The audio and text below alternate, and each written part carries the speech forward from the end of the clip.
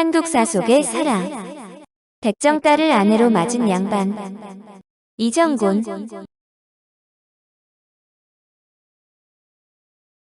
이장곤은 연산군 때 과거 시험에서 2등으로 급제한 인재였는데 19살 때 이미 용력이 뛰어난 것으로 소문나서 성종이 직접 불러 강궁을 쏘아보게 했던 인물이었습니다.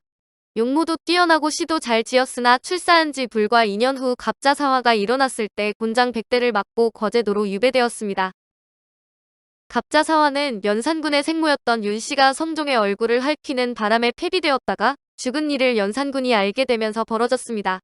이장곤은 그때 관직에도 없었는데 충원을 거듭하던 이극균과 친분이 있다는 이유만으로 이런 처벌을 받은 것이었습니다. 용력이 뛰어난 이장곤이 꺼림칙해서 견딜 수가 없었던 연산군은 결국 이장곤을 죽일 결심을 하게 되었고 관찰사에게 명을 내려 죽도록 고문을 가하라고 하기에 이르렀습니다. 이장곤은 앉아서 죽느니 탈출하자는 생각을 하고 거제도를 빠져나갔는데 유배된 지 1년 3개월이 된 시점이었습니다. 연산군은 즉시 활을 잘 쏘는 무관 둘을 파견해 두둑한 포상을 약속하며 이장곤을 잡아오라고 했습니다. 연산군이 이장곤을 두려워한 만큼 연산군의 폭정에 치를 떨던 사람들은 이장곤이 군사를 이끌고 와 연산군을 몰아내 주기를 희망했습니다. 그러나 이장곤은 나타나지 않았고 박원종 등 여러 신하들이 반정을 일으켜 중종을 즉위시키고 연산군을 쫓아냈는데 도대체 이장곤은 어디에 있었던 것일까요? 이장곤은 한양 쪽은 쳐다도 보지 않고 북쪽으로 달아나 함흥에 도착했는데 목이 말라 마침 시냇가에 물을 뜨는 처녀가 있어서 물 좀 달라고 청했습니다. 그런데 처녀가 바가지에 물을 뜨더니 근처 버드나무에서 잎을 따서 물 위에 뿌리고는 주는 것이 아닌가요? 나그네가 목이 말라 급히 물 좀 마시고자 청했는데 어찌 버드잎을 물 위에 띄워놓는 건가? 나리가 몹시 목이 말라 하시기에 급히 마시다 탈이 날까 하여 천천히 드시게 하기 위해서 그랬습니다.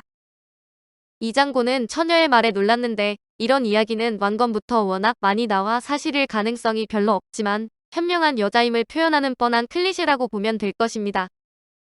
너는 어느 집의 여식이냐? 이 건너편의 고리 백정집 딸입니다.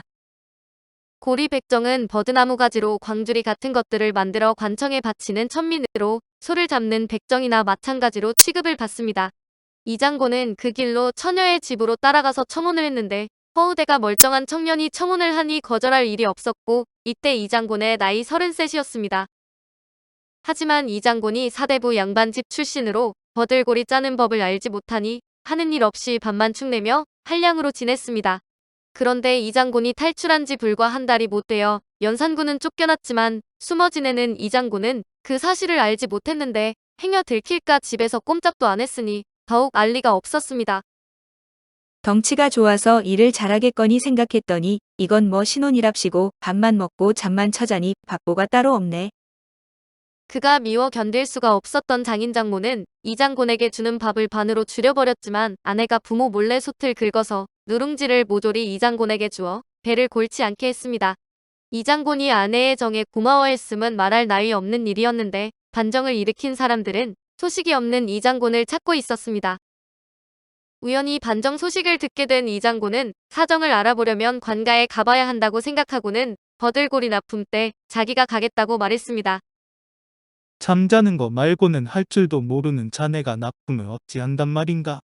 내가 가서 납품해도 퇴짜 맞을 때가 많은데 자네가 가서 어쩌려고 그러나? 허락 못하네. 해봐야 늘죠. 어찌 일을 안 한다고 하면서 일을 하겠다고 해도 못하게 하십니까? 그러자 아내가 남편 역성을 들어 버들고리를 지게에 지고 관청으로 들어갔는데 이때 사또로 있던 사람이 평소 이장곤과 알고 지내던 사람이라 이장곤을 알아보고 반가이 맞아들였습니다. 내가 이미 햇수로 3년을 이곳에서 지냈어. 아내와 장인 모르게 떠날 수 없으니 내 일단 집으로 돌아갈 터이니 자네가 내일 아침에 내가 있는 곳으로 와주게.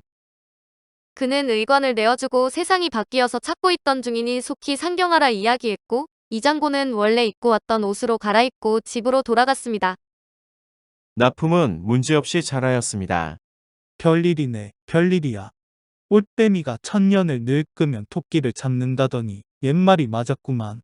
우리 사위가 큰일을 해냈으니 오늘 밥은 몇 숟갈 더 얹어줘야겠네. 다음 날 새벽 이장곤이 일찍 일어나 마당을 쓸자 장인이 기뻐하며 해가 서쪽에서 뜨겠다고 말했는데 청소를 마친 이 장군이 멍석을 마당에 펼쳤습니다. 멍석은 왜 까는 건가? 사또가 찾아올 것이라 갈아놓은 것입니다. 잠꼬대 하나. 사또가 어찌 이 누추한 곳에 온단 말인가? 이거 납품 잘했다는 것도 거짓말 아닌가? 길거리에 버리고 온 거 아니냐고. 그런데 장인의 말이 끝나기도 전에 관아의 공방이 달려와 사또의 행체를 알렸는데 장인은 이게 무슨 일인가 싶어 얼굴이 해숙해졌습니다. 곧이어 정말 사또가 나타나더니 이 장군과 인사를 나누고 방으로 들었습니다. 형수님은 어디 계시오? 어서 나오라 하시죠. 이 장군이 아내를 불러 절을 올리게 하자 아내는 탱자나무 비녀에 삼배 옷차림으로 나와서 인사를 올렸는데 사또가 보니 의복은 남루하나 용모와 거동의 품위가 있었습니다. 이 학사가 공궁한 처지에 몰렸는데 다행히 형수님의 힘에 의지해 오늘을 맞이했습니다. 의기남아라 해도 이보다 더 잘할 수 없었을 것입니다. 어찌 감탄하지 않겠습니까? 미천한 시골 안악이 귀인을 몰라보고 맞이하였습니다. 돌이켜보면 무례한 일이 하나둘이 아니었을 것입니다. 제가 큰데 어찌 사또에게 감사의 말을 듣겠습니까? 사또께서 오늘 천안 집에 오셔서 사또의 복이 줄어들까 걱정됩니다. 사또는 술을 내려 장인과 장모에게 올리고 치하를 했고 인근 동네 사람들도 모두 몰려와 이 놀라운 전경을 바라보았습니다. 아내의 신분이 천민이라 하나 내가 이미 혼례를 올렸으니 내 아내의 힘이 분명하오. 나와 정이 깊으니 내가 신분을 되찾았다 하여 내칠 수 없소. 가마를 하나 빌려주면 함께 한양으로 갈까 하오. 이 장군이 중종 앞에 나가 그동안 있었던 일을 이야기하자 중종도 크게 감탄하여 말했고 이 장군은 아내와 백년해로했다고 합니다. 그 여인이 매우 가상하다. 천첩으로 둘 수 없으니 승차시켜 부인으로 삼도록 하라. 오늘 한국 사속의 사랑은 백정딸을 아내로 맞은 양반 이정곤이었습니다.